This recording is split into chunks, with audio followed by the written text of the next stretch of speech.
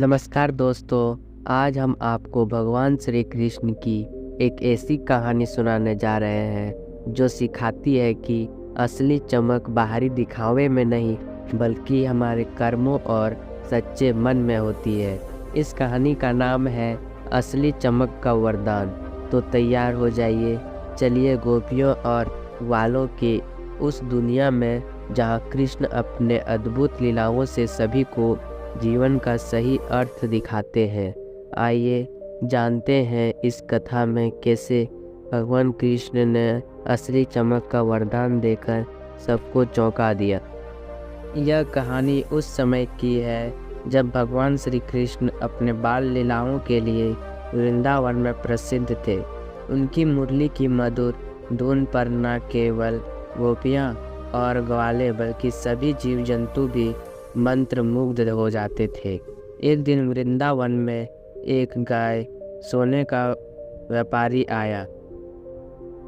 उस व्यापारी के पास अत्यंत सुंदर और चमकदार गहने थे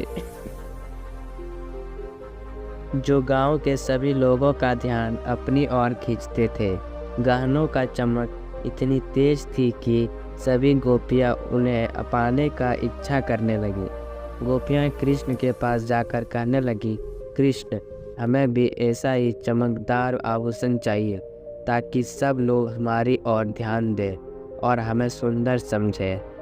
कृष्ण मुस्कुराए और बोले, अगर तुम्हें असली चमक चाहिए तो तुम्हें कुछ विशेष करना होगा।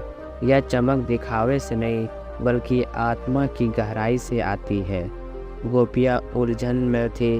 उन्होंने कृष्ण से पूछा, लेकिन हमें वह असली चमक कैसे मिलेगी? कृष्ण ने उन्हें एक विशेष वरदान देने का वादा किया। उन्होंने कहा, मैं तुम्हें 1 सप्ताह का समय देता हूँ। इस सप्ताह में तुम अपने सभी काम और हर कार्य बिना किसी स्वार्थ के प्रेम पूर्वक करो और किसी की मदद करो। अगर तुम इस नियम का पालन करोगे तो तुम्हें असली चमक का वरदान मिलेगा। गोपियाँ यह सुनकर हैरान हुई, लेकिन कृष्ण पर भरोसा करते हुए उन्होंने यह चुनौती स्वीकार कर ली।